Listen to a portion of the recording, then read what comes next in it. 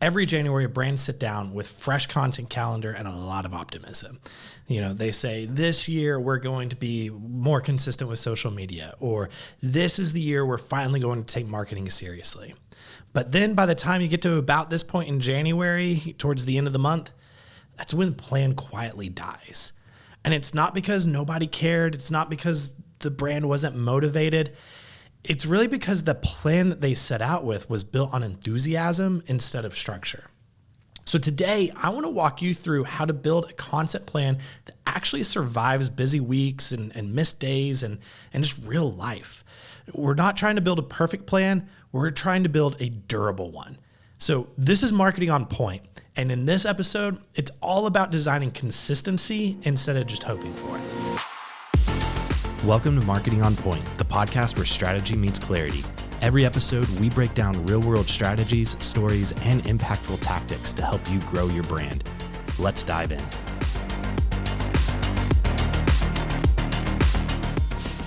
Most content plans fail for the same reason that New Year's gym routines fail. It's that they're built on motivation. You plan for 5 posts a week, daily stories, weekly videos, maybe even throw in a newsletter too.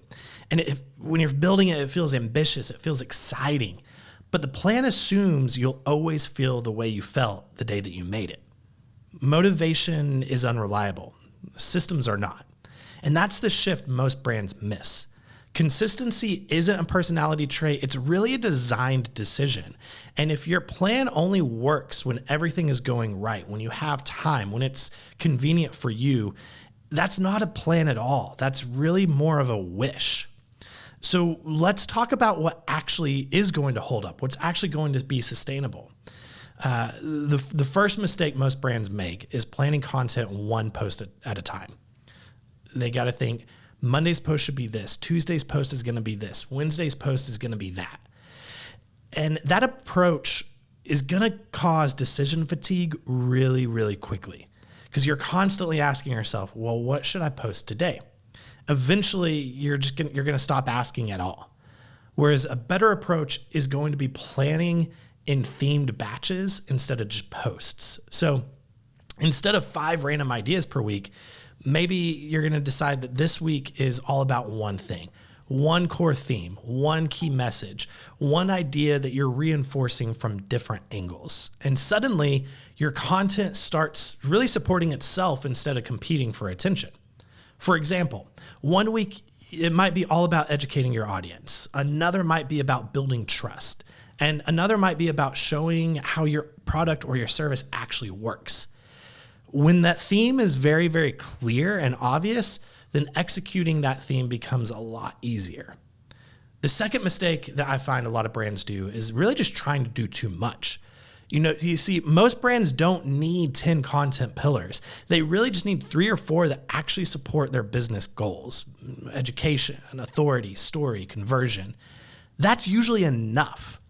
When you get too many pillars and you're trying to talk about too many things at once, then everything is a priority. But as the saying goes, when everything is a priority, nothing gets done well. I was recently looking at CoSchedule, and they released a study, and they actually found that marketers who document their strategy are 313% more likely to report success.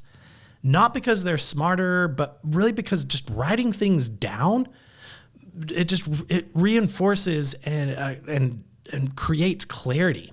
It limits your scope, and it forces you to actually find, here is the focused thing, instead of just having a bunch of guesswork.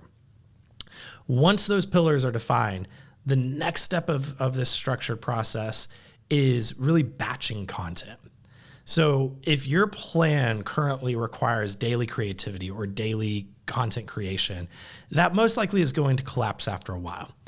But if you have it set up in a way to where you batch content, then that is going to survive. And basically what I mean by that is, okay, how can I create 30 days of posts in one day or half of a day? And that's when tools really start to matter. So you're going to want some type of planning platform. At Wander Creative, we use what's called Loomly, where you literally have your calendar and you put out the plan of, all right, this week I'm talking about this week I'm talking about that. And then you go in day by day and you say, all right, this post is going to be supporting this theme or this pillar, and et cetera. So Loomly kind of gives you that structured look at, all right, here's what the calendar is going to look like so you can see your content at a glance. You'll be able to spot gaps. You'll be able to adjust very quickly without having to start from scratch every single week. And that's really important, is not starting from scratch every single week, because a good content plan really assumes that you're going to probably miss days. You're going to have things come up. You're going to have busy seasons. You're going to have just life happen. And what a good content structure does is it builds in margin for when you miss a day, or when you have to have your attention actually running a business or doing other things, rather than constantly, what am I going to post today? And that's what really makes something sustainable. Another reason that content plans really fall apart is that ideas live in too many places. I'm guilty of this sometimes. Like, I'll have it jotted down on a physical notebook. Then I'll have my notes app on my computer. Maybe I've thrown it into a Teams or a Slack message group. I have random screenshots, different voice memos that I get forgotten and you never listen to again. Something that I want you to focus on as you are creating a structure that actually is sustainable: have a singular place where everything lives in. What is that one home for the entire plan and all the ideas attached to it? Maybe that is a shared document. Maybe it's a Teams channel, or maybe if you use some type of project management system like Asana, that there is a channel in there that acts as kind of that planning tool. But whatever it is, ideas, they just need a place to land. Not all ideas have to be good. It just has to be captured. You can refine it later. You can come back to it. You can figure out, oh yeah, that was a great idea, or oh, now that I've slept on it, that's not the best idea. Let's scrap it and move on. But if ideas don't get saved, then they get lost. And suddenly you find yourself staring at a blank calendar again and again. The simplest test for your content plan is this. If you ask yourself, what happens if I disappear for a week? Could someone else pick up the plan and keep it going? If the answer is no, the plan isn't finished yet. A durable content plan isn't really built around one person or one thing. It's built around a process. So let's make this even more practical. I want you to open up your calendar or whatever kind of planning app that you've decided on. Open that calendar and look at the next 4 weeks. And instead of asking, what am I going to post each day, answer 3 questions. First, what is the primary theme for each week? Second, which pillar does that theme support? And then third, what action do you want someone to take because of the content that you're posting? That's it. If you can answer those 3 questions, you're honestly going to be ahead of most brands. HubSpot recently did a report. They said that brands with clearly defined goals for their content are significantly more likely to see positive ROI. Again, I don't think that that's very surprising, because direction makes effort useful. And here's the part that most people don't expect.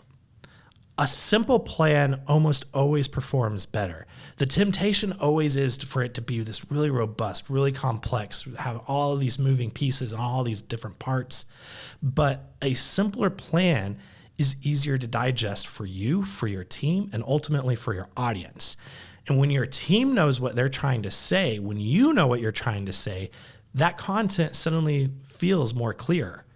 And that's when the audience knows what to expect, and that builds trust. And when trust builds, engagement's going to follow after that. So, consistency, it's not necessarily about showing up every day.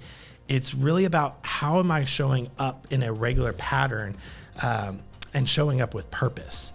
So if you are kind of looking at the past, if you're thinking about past plans and they've fallen apart, I don't want you to beat yourself up, because most of them do. And honestly, most plans were never really designed to last in the first place. So The next episode, we're going to be unpacking a little bit more, and we're going to be doing something that's a little bit even more hands-on. And I'll walk through it with you in the next episode, but it's going to be really kind of how to audit your last few posts, and then also how to fix what isn't working in roughly 30 minutes or so. The podcast episode won't be 30 minutes. It'll be regular format at about 10 to 15 minutes, but then sometime in that next week, I want you to take 30 minutes and you're going to fix so much of what's broken. Because again, clarity, it's not about planning ahead. It's really about learning from what you've already put out and refining that and building off of it. That's all I have for you today. I want to thank you so much for listening to Marketing on Point. I can't wait to see you next time. Thanks for listening to Marketing on Point. This podcast is all about helping you show up with clarity, connect with the right audience, and build a brand that actually grows. It's brought to you by Wander Creative, your full service partner for strategy, content, and execution that moves people. If this episode helped you think differently, do us a favor, subscribe, share it with a friend, and leave a quick review. It helps more people discover the show and build brands that actually make an impact. We'll see you next time.